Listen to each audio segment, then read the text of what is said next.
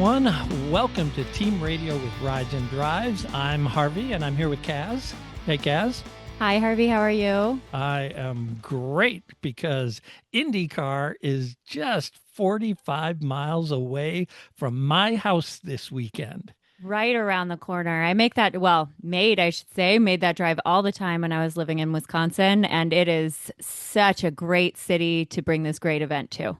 Yeah, and I'm so glad they came back last year because it's a historic track, not just for IndyCar, but it is the oldest continuously operating racing track in the world. They opened this place in 1903. That was years before the Indy 500, and they've raced ever since. So, to have this history, it just adds more to the series in my mind.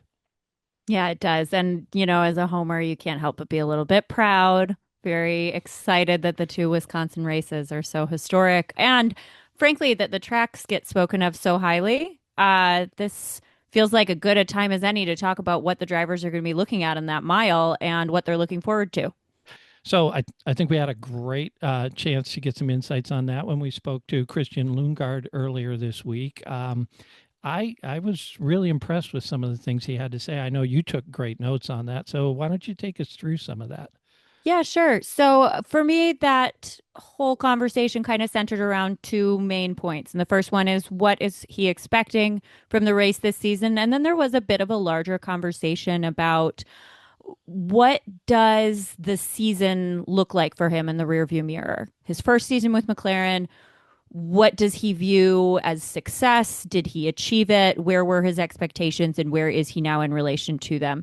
And I was really, we'll talk about the race in a minute, but on that point, I was really impressed with how kind of cerebral he is about it. He gave so many quotes along the lines of, he's looking to, let me see what exactly it was.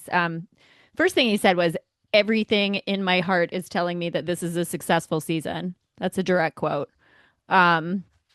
He talked about pushing himself hard to be where he wanted to see himself on the track. So running with people like Alex, like Pato, comparing himself to them, drawing comparisons, and finding ways where he can improve. And then he said that his expectation at the beginning of the season was to show up, be competitive, and get the most out of what we have, and gave a lot of credit to the team for improving the 7 car to a point where it could be racing up there with the 5. So I think I came away from this really impressed with the way he looks at it. He did indicate he expects himself to be in the championship race next year. I love hearing that from such a young driver. That was a really cool moment. Look, he's fourth right now this year. Mhm. So yeah, he is definitely having a great season. I mean, there are 34 drivers who have earned points this year, and he's fourth out of that. So that's a heck of a season. Yes, he's with a great team, but he's right up there with his teammates. Pato's not even 100 points ahead of him. Mm-hmm. He could finish third. He's Yeah, only, I believe, 13, 14 points behind Dixon. right. So he 13. could very easily finish third in the championship, which I don't think anybody would have guessed at the beginning of the year. When he was asked the question, is this a successful season for you? I think I kind of like snorted a little, like, of course it is. Right. By every metric, this is a successful season for Christian Lundgaard. But I was really impressed with the way he broke it down and the things that he saw himself growing in, and even picking out points where he needs to improve. He mentioned a couple of races where he feels he left points on the table personally. Um, I just think he's got a really great holistic view of his race and what he needs to do to bring himself to the next level.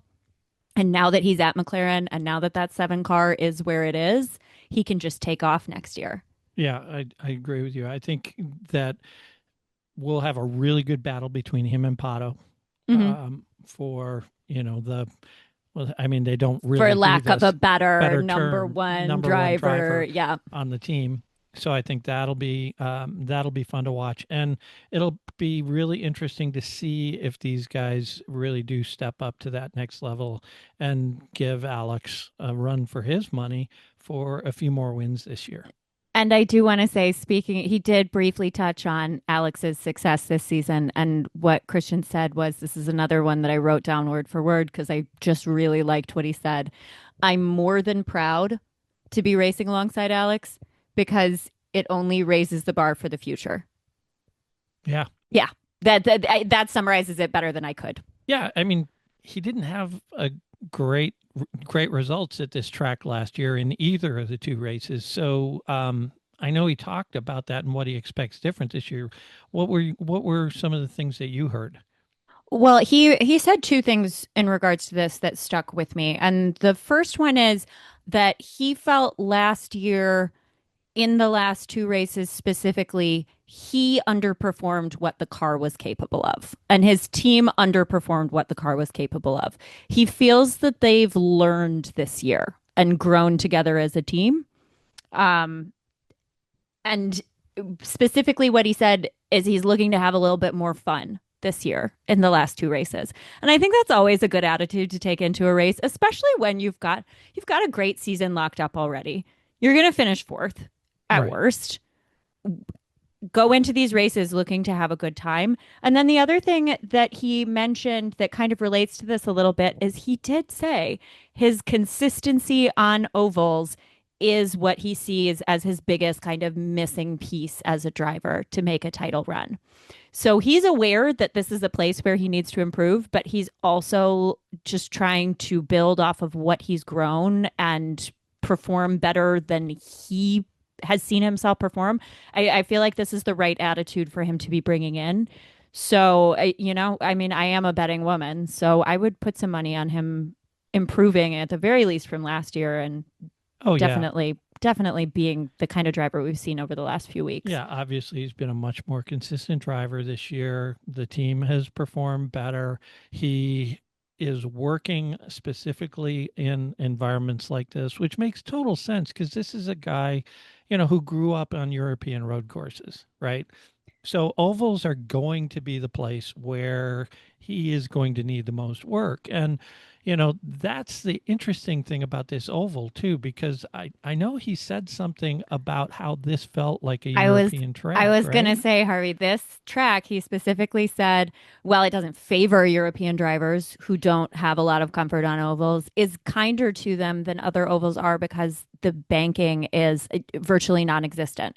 So essentially what you're looking at is the standard 90-degree high-speed corner from a road course, which he grew up driving. Now, the mental challenge of doing them all over and over and over, same turn repeatedly, that there's nothing to help with. But the physical challenge of driving the car without the banking, that's a little bit more comfortable for Well, him and other Europeans. yeah, and also, I mean, there are times when they go into these corners three wide.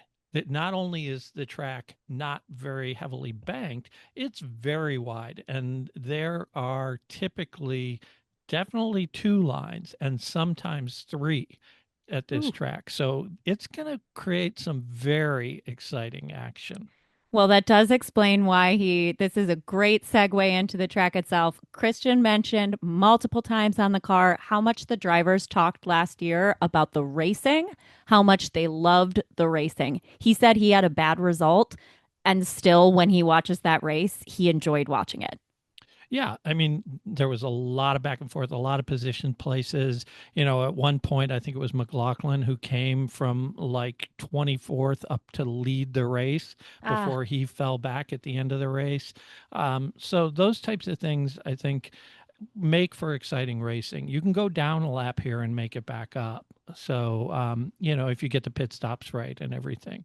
So, there's a lot of strategy that's going to go into this. It's going to be cooler. I mean, we haven't had a race at this temperature in a long time. The high they're predicting in Milwaukee for Sunday is 69 degrees. oh, So that, again, we asked Christian about this, and he did say that he expects the tires to be able to go longer in this situation. So, you can run harder right up till your fuel window ends potentially. So that can change a lot of strategies as we go forward.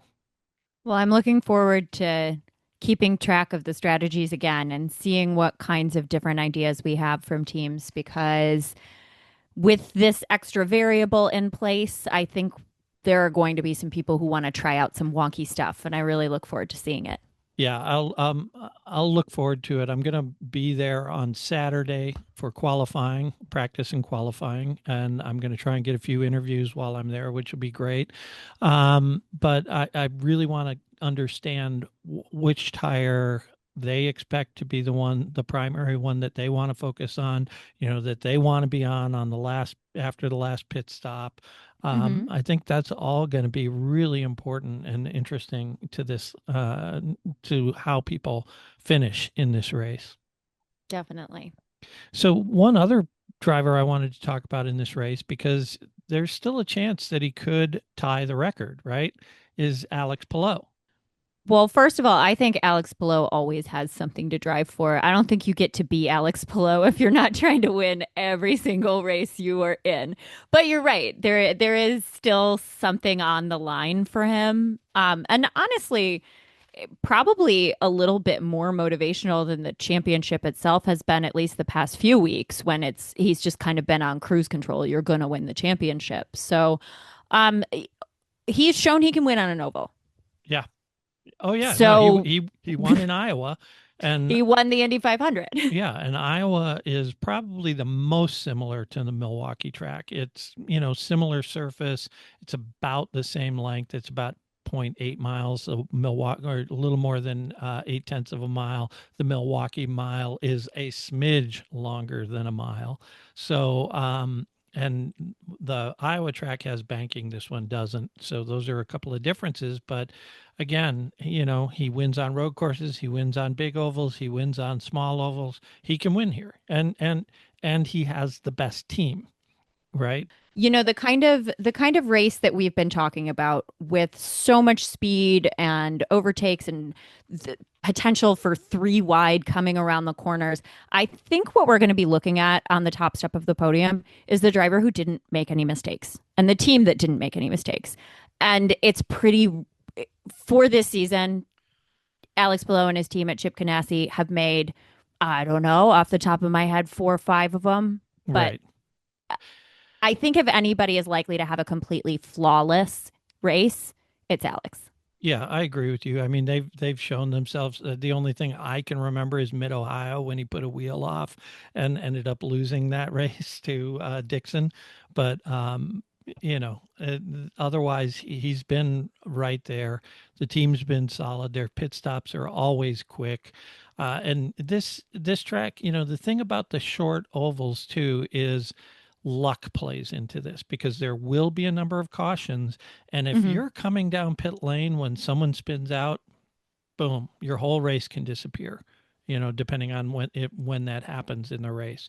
So Sure. luck is going to play a big role, in racing luck will play a big role in this race as well. And patience as well. Keeping your eyes on the cars around you, making sure you don't get scooped up in those inevitable incidents. Yeah, it'll be interesting to see how they do, but I'm how smart they race. We'll have some fun with our predictions, I'm sure, on I'm, Saturday. I'm expecting some pretty wild ones.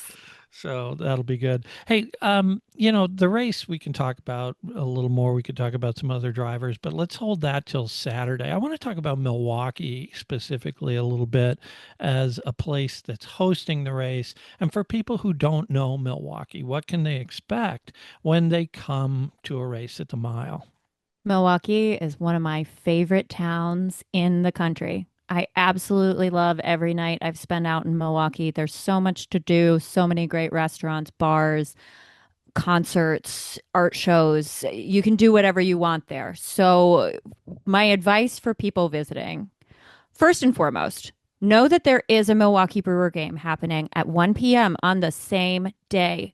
And Yeah, I was about to say Miller Park, sorry. Family Field. American Family Field Yep. is quite close to the mile in terms of how the highways work. Yeah, so So if you're traffic's going to be driving a in nightmare. Get there early. You're going to want to and get, and yeah. people tailgate for both events. So don't think that you're, sneaking in 30 minutes before the race and getting in early. It's just not going to happen. Yeah, well, my crew, I'm actually going to sit in the stands for the race because honestly, that's the best place to watch this race, not in the media center. This is one of the rare tracks where you can sit in the stands and see every piece of action on the track. So I'm excited about that.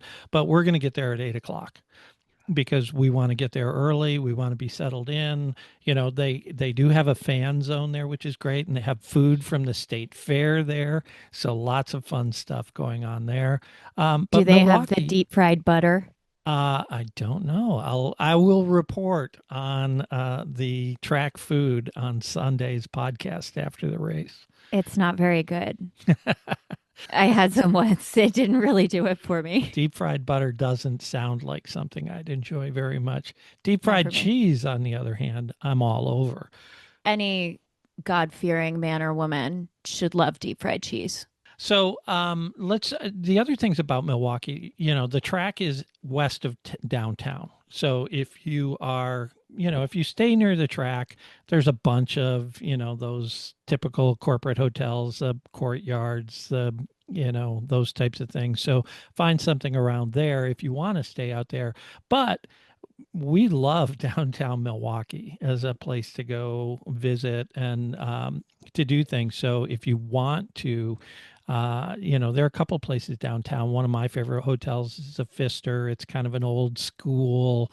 The Pfister is so beautiful. If you don't stay there, but you are out downtown, go to their lobby, get a cocktail at the bar. It's such a lovely experience, a really, kind of old school, classy way to start the evening. So do you have a favorite restaurant downtown? A majority of my favorite restaurants exist in a few neighborhoods that I go to a lot more frequently, but there is one stretch, I guess you'd call it a neighborhood, quite near downtown, not right on top of it. Brady Street is what you're looking for. And there is an empanada place there called La Masa that when I was living in Australia and I would fly back once a year and visit with my friends, I made them go to La Masa 5 times one visit. I needed to eat those empanadas. And still, every time I go to a visit in Milwaukee these days, there's a stop at La Masa. So if you're near the Brady Street area, definitely check it out. And there are a ton of great, fun late night bar options around there. Yeah, one of the, there's a few famous local food options. Obviously, they're the custard places, right? Which are Hmm. great. You can go to any of those. I used to love heading down to Real Chili and grabbing a bowl of their chili, and that's always fun. You know where non-Wisconsinites should visit if you are visiting Milwaukee is Mater's. Oh, Mater's, yeah, total German, Classic German classic beer German. hall, sausages, beers, schnitzel. All the servers are in Lederhosen. My friend Elliot worked there. We made him put on his costume and dance around for us all the time. Yes, It's so fun. Mater's is great. The other things you can do in Milwaukee besides bars and restaurants, of course, there's a couple of great museums. There's the Calatrava right on the lakeshore. It's this beautiful um, art museum in on Lake Michigan downtown. There's also the Harley Davidson Museum. If you want a little more Motorhead stuff, you can head over there and get a tour of that and get history of America's most iconic motorcycle brand. And I'm going to toss out one more park for Milwaukee, the Mitchell Park Conservatory domes. It's such a fun little it's three giant domes wherein they've created like 8 different environmental landscapes. There's a rainforest, a jungle. It's really fun, very inexpensive to walk through and educational and nice breath of fresh air. Right. So if you come to town and you want to get away from the racing for a bit, there's plenty to do. It's too bad the Brewer game is also right up against because you could do a double header, which would be a What a blast doubleheader that to would go be. from that. And Sunday they're playing the Giants, and it is a Bob Euchre tribute day. They're giving away a Bob Euchre umbrella, so I would love Oh. to go, but I'll be at the race. So If I had to pick one, I would pick race, but it's a shame that the doubleheader is not available. That would be so much fun. Yeah. Well, that game's going to be a sellout because of the special nature of the game and everything. So, like we said, if you're planning on going to the race, plan on getting there early. Get yourself a parking place, camp out, have some fun while you're waiting for things to kick off. But they do have plenty to do at the track with the fan zone. And also, you can buy yourself a garage pass if you want, and you can wander through the garages pre race. There are a lot of other things you can do. Yeah, there's never any shortage of fun in Milwaukee. And if you do find yourself wanting to wander around some neighborhoods, I just want to give a special. A lot of my friends live in a neighborhood that was heavily affected by recent flooding. Um, Thankfully, my friends are all fine, but a lot of businesses in Bayview have had to temporarily close and are now back open. If you are looking for somewhere to go out after the race, have a couple of drinks, Mothership, Newport, and Bad Moon are all fantastic bars that lost a lot of business due to some pretty bad floods. And I would absolutely love to see some people give them some love. That's great. Yeah. I'll maybe convince my crew to head over there for once while we wait for traffic to clear. Who knows? I think you're a Bad Moon guy, Dad. I think Bad Moon's the bar for you. All right. Yeah, we'll see how that goes. The other thing is there is an NXT race. So, the day is a full day. That starts with an NXT race in the morning and then the IndyCar race in the afternoon. So So it's what you're gonna saying is don't go out the night before.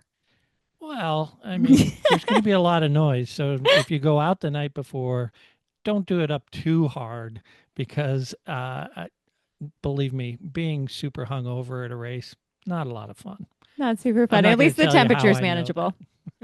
Well, Harvey, I don't want to keep you away from Milwaukee any longer. Why don't you go ahead, get started on your plans for qualifiers, and we'll talk to you again after qualifiers on Saturday. Sound good? Yeah, I think we can go ahead and pick a time to do that in the evening and Fantastic. do our thoughts and do our predictions for the race and I share can't that with the world. I can't wait to see what we come up with. I'm pretty sure we're going to say some absolutely nutso things. And the great thing about this kind of race is those could actually happen. Thanks for joining us, everyone. I'm Kaz, and this is Harvey. We are Rides and Drives Team Radio, and we look forward to talking to you after qualifiers. Have a great one, everyone.